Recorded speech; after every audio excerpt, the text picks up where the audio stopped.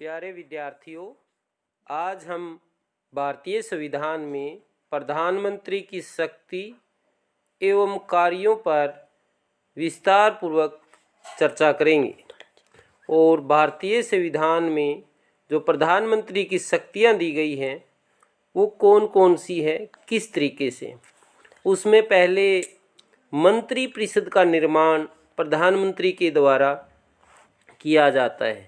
संघीय मंत्रिपरिषद में राष्ट्रपति द्वारा सर्वप्रथम प्रधानमंत्री की नियुक्ति होने के बाद प्रधानमंत्री का सर्वप्रमुख कार्य मंत्रिपरिषद का निर्माण करना। अनुच्छेद 75 के अनुसार मंत्रिपरिषद के मंत्रियों की नियुक्ति प्रधानमंत्री के परामर्श पर राष्ट्रपति के द्वारा की जाती है। तो इस तरीके से प्रधानमंत्री अपने सहयोगी मंत्रियों की सूची तैयार करके राष्ट्रपति को सौंपता है। इस प्रकार स्पष्ट है कि राष्ट्रपति के द्वारा मंत्रियों की नियुक्ति औपचारिक कार्रवाई है, क्योंकि राष्ट्रपति न तो अपनी इच्छा अनुसार किसी व्यक्ति को मंत्री नियुक्त कर सकता है और न ही किसी मंत्री की नियुक्ति के संबंध में प्रधानमंत्री की सिफारिश को ठुकरा सकता है। अतः स्पष्ट है कि कैबिनेट मंत्री, राज्य मंत्री, उप मंत्री ये प्रधानमंत्री के द्वारा ही नियुक्ति की जाती है। तो इस तरीके से 26 मई 2014 को श्री नरेंद्र मोदी के द्वारा एनडीए के मंत्रिपरिषद का निर्माण करते समय 46 सदस्य में 24 कैबिनेट, 22 राज्य मंत्री नियुक्त किए गए थे। 2 विभागों का बंटवारा। प्रधानमंत्री सभी विभागों का बंटवारा करता है। कौन सा मंत्री किस विभाग का अध्यक्ष होगा, कौन सा मंत्री कैबिनेट मंत्री होगा, कौन सा मंत्री राज्य मंत्री होगा, कौन सा उप मंत्री होगा। इस प्रकार से अपनी इच्छा अनुसार प्रधानमंत्री के पास ये पावर है कि वो किस व्यक्ति को कौन सा मंत्रालय दिया जाएगा। मंत्रियों को हटाने की शक्ति। प्रधानमंत्री की इच्छा अनुसार ही मंत्री पद पर रह सकता है। उदाहरण के रूप में 1995 में हवाला कांड सामने आने पर पीवी नरसिंहा राव के द्वारा उस मंत्री को हटा दिया गया था जिसमें हवाला कांड में शामिल था। देवगौड़ा ने भी मंत्री पद में एक मंत्री को हटाया गया था।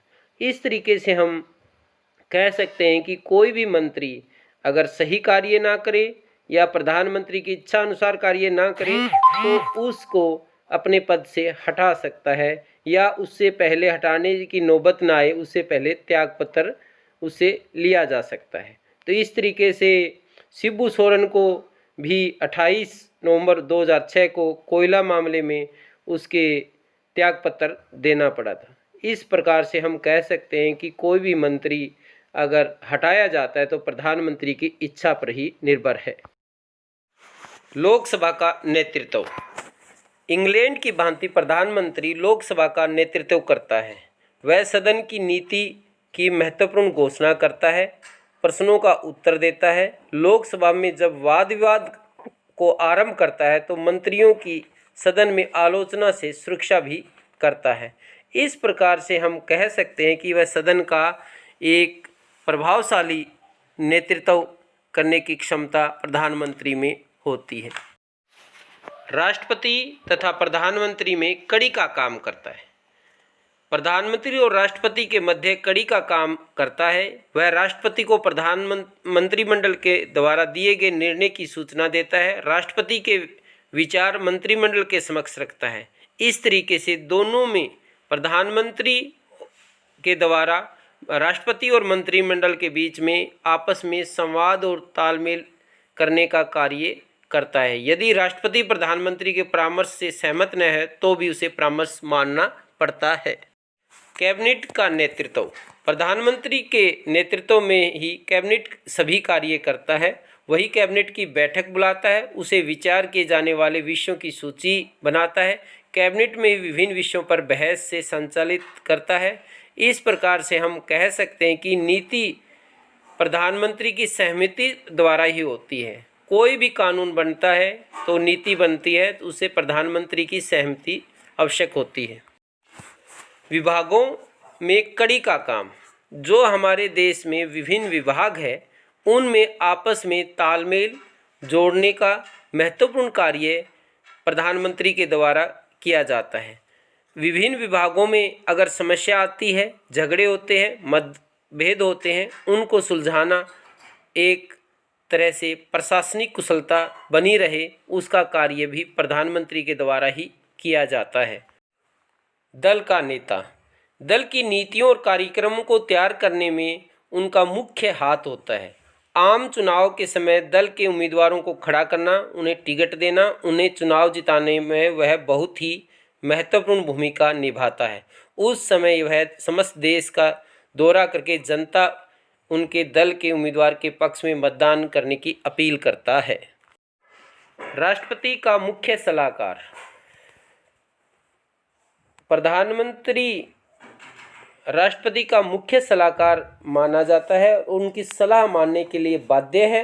राष्ट्रपति को प्रशासन के बारे में किसी प्रकार की सूचना प्राप्त करनी हो तो वह किसी अन्य मंत्री से संबंध बात न करके प्रधानमंत्री से ही बात करता है, वह सूचना प्राप्त करता है। सदन के नेता के रूप में लोकसभा की कार्रवाई चलाने का उत्तरदायित्व उसी पर होता है। कोई भी बिल कब प्रस्तुत करना है, कौन सा बाद में, किस बिल पर कितना वाद विवाद हुआ, यदि कोई विरोधी दल बिल पेश करना चाहे तो उस पर वाद विवाद कब होगा, इन सब बातों का निर्णय स्पीकर प्रधानमंत्री और विपक्ष के नेता से सलाह करके करता है। प्रधानमंत्री सदन में महत्वपूर्ण नीतियों की घोषणा करता है। प्रधानमंत्री ही सरकार की नीतियों को सदन में पेश करता है। यदि विरोधी दल द्वारा इन नीतियों की आलोचना की जाती है तो वह आलोचनाओं का उत्तर भी देता है। विशेषकर प्रधानमंत्री की महत्ता और भी बढ़ जाती है जब वह अविश्वास के प्रस्ताव के नाजुक समय में अपने दल की रक्षा करता है। प्रधानमंत्री राष्ट्र के नेता के रूप में सारा राष्ट्र प्रधानमंत्री की ओर अच्छे प्रशासन पथ प्रदर्शक के लिए निगाहें लगाए हुए होता है। साधारण चुनाव में प्रधानमंत्री के नाम से ही लड़े जाते हैं, जैसा कि 1980 में इंदिरा गांधी ने चुनाव जीता। ऐसे ही 1989 में वीपी सिंह ने चुनाव में विश्वास दिलाया था कि वह राष्ट्र को साफ सुथरी सरकार देंगे। 13वीं लोकसभा चुनाव में नारा दिया गया था कि अब की बार अटल बिहारी वाजपेयी मतदाता दल के महत्व दिया, लेकिन साथ में इनके नेताओं को महत्व देते हैं।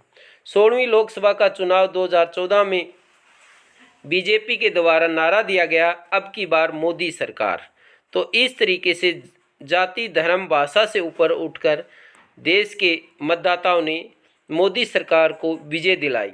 और इसी तरीके से 2019 के अंदर चुनाव हुआ, जिसमें कहा कि अपने एमपी को मत देखो, केवल प्रधानमंत्री के नाम से वोट डालें और श्री नरेंद्र मोदी के नाम से वोट डालें।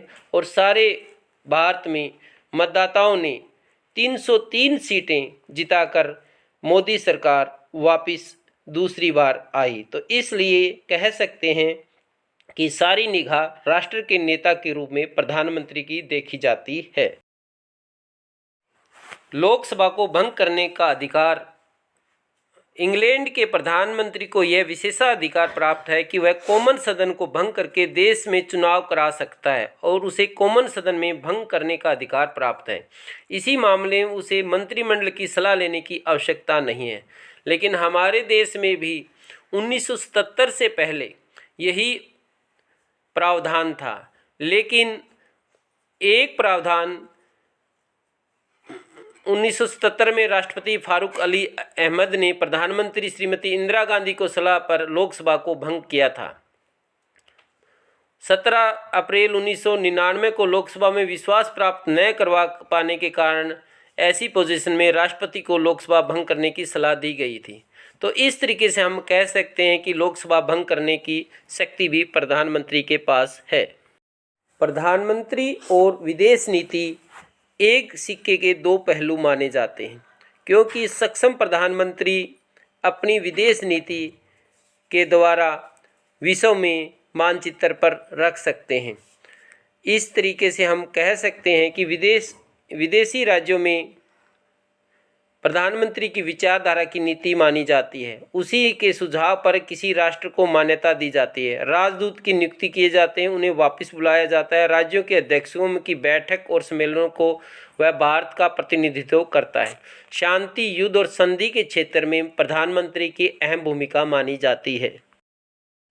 प्रधानमंत्री और राष्ट्रमंडल के देशों में अच्छे संबंध स्थापित करने का काम भी प्रधानमंत्री के द्वारा ही किया जाता है। प्रधानमंत्री और सुरक्षा, राष्ट्र की सुरक्षा का दायित्व प्रधानमंत्री पर ही होता है। इसी कारण रक्षा विभाग पर पूरा कंट्रोल होता है और राष्ट्र की सुरक्षा के लिए जो आवश्यक व्यवस्थाएं होती है उनका पूरा तरह से ध्यान रखता है। राष्ट्र की सुरक्षा और विदेश नीति से घनिष्ठ संबंध होता है। वह दोनों के विभागों के कार्यों को संबंध में महत्वपूर्ण भूमिका अदा करता है। देश की हार जीत उसकी हार जीत मानी जाती है। 1965 का उदाहरण देखें जिसमें श्री लाल बहादुर शास्त्री को मिला। इसी तरीके से 1971 का उदाहरण इंदिरा गांधी को जाता है, क्योंकि एक आयरन लेडी के नाम से जानी जाती है और उसने एक बांग्लादेश की स्थापना कर दी थी। इस तरीके से प्रधानमंत्री और राष्ट्रीय सुरक्षा आपस में मेल खाते हैं। अर्थव्यवस्था पर नियंत्रण, प्रधानमंत्री का देश की अर्थव्यवस्था पर पूरा नियंत्रण होता है। अर्थव्यवस्था की विफलता का उत्तरदायित्व प्रधानमंत्री पर ही होता है। जुलाई 1969 से जून 1970 तक वित्त विभाग श्रीमती इंदिरा गांधी के पास था, लेकिन वर्तमान में प्रधानमंत्री के द्वारा वित्त मंत्री उसे बनाया जाता है जो उसकी नीतियों और उसकी विचारों में सहमति होती है। नीति आयोग का अध्यक्ष भी प्रधानमंत्री ही होता है। सरकार का प्रमुख प्रवक्ता, संसद और जनता के सामने मंत्रिमंडल की नीतियों और निर्णयों की घोषणा प्रधानमंत्री द्वारा ही की जाती है। वह सभी प्रशासकीय विभागों की जानकारी रखता है। जब कोई मंत्री संकट में हो तो उसकी सहायता करके मंत्रिमंडलीय रूपी नौका से डूबने से बचाने का कार्य प्रधानमंत्री ही करेगा। प्रधानमंत्री की संकटकालीन शक्तियां में जब राष्ट्रपति की 3 संकटकालीन शक्तियां हैं, जैसे 352, 356, 360 है, लेकिन राष्ट्रपति के द्वारा प्रधानमंत्री की सलाह और लिखित सलाह के द्वारा ही वह घोषणा करता है। जैसे अक्टूबर 1962 में चीन आक्रमण के समय, 3 दिसंबर 1971 में पाकिस्तान आक्रमण के समय, 26 जून 1975 को आंतरिक व्यवस्था के खराब होने के अनुच्छेद 352 के अंतर्गत राष्ट्रपति ने प्रधानमंत्री की सलाह से ही संकटकालीन की घोषणा की गई थी। 356 के अंतर्गत राज्यों में राष्ट्रपति शासन भी प्रधानमंत्री की सलाह से ही अनुसार लगाया जाता है। 44 अमेंडमेंट के द्वारा संकटकालीन घोषणा तभी कर सकता है जब मंत्रिमंडल लिखित में संकटकालीन की घोषणा राष्ट्रपति को देता है, तभी राष्ट्रपति ये कर सकता है। इस तरीके से भारत के कैबिनेट प्रणाली के स्थान पर अब प्रधानमंत्री सरकार की स्थापना की गई है और वह ब्रिटिश प्रधानमंत्री के समान मंत्रिपरिषद के संगठन, जीवन और मृत्यु के लिए केंद्रीय शक्ति है। प्रत्येक मंत्रिपरिषद का रूप और आकार उसकी नीति और निर्णय पर निर्भर करता है। उसे सूर्य की उपमा दी गई है, क्योंकि जिस प्रकार से सूर्य के चारों ओर से अन्य नक्षत्र घूमते हैं, उसी तरीके से प्रधानमंत्री जो एक मंत्रिमंडल का मुखिया होने के नाते इर्द गिर्द सारी सरकार और नीतियां और घोषणाएं सारा उसी की ओर देखता है। प्रधानमंत्री तानाशाही भी बन सकता है। इसमें श्री केटी शाह ने कहा कि संविधान प्रधानमंत्री को इतनी शक्तियां और पोजीशन प्रदान की है कि हर समय वह इस बात का भय बना रहता है कि यदि प्रधानमंत्री चाहे तो तानाशाह बन सकता है। वर्तमान में हम देखते हैं कि तीनों का जो कानून बनाए गए हैं कृषि संबंधी, तो सारी कृषि से संबंधित जुड़े हुए सभी व्यक्ति प्रधानमंत्री की ओर निगाह लगाए बैठे हैं कि प्रधानमंत्री कब डिसीजन करेंगे। तो इस तरीके से हम कह सकते हैं कि प्रधानमंत्री तानाशाही बनना चाहे तो बन सकता है, इतनी शक्तियां दी गई है। लेकिन हमारे विश्व का सबसे बड़ा लोकतंत्र व्यवस्था होने के कारण ये प्रधानमंत्री नहीं शक्तिशाली तानाशाही नहीं बन सकता।